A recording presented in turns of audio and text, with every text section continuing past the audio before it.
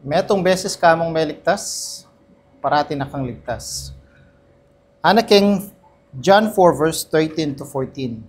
Jesus answered and said unto her, Whosoever drinketh of this water shall thirst again, but whosoever drinketh of the water that I shall give him shall never thirst, but the water that I shall give him shall be in him a well of water springing up into everlasting life.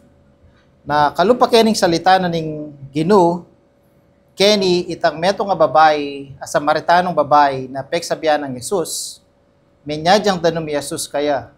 At binanggit ng Jesus, sabi na, nung minom ka kitang danom abinyanan nitang babae keni, sabi na, kumawa ka pa ring danom, kay bat na ning pilang oras, kailangan meng pasibayong minom ka, para kumabya ka. Na kalupa na ning danom, na kailangan taya para kumabya kay tiking yato. Pero, yung sabi na ning Ginoo, ninuman itang minum ketang danom abibyen na ning Ginoong Jesucristo, kalupa na itang menampalataya ka kaya. Sabi na keni, itang danom ay ita, nabiya na kaya ka, kalupa na ning metong abalon danom, or metong talagang danom, na patuloy yang sumibol, papunta king biya alananga.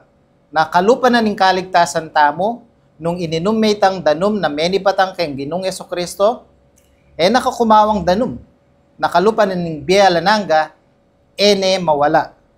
Kaya minsan, meto nga patunay na minsan kang ligtas, parati kang ligtas.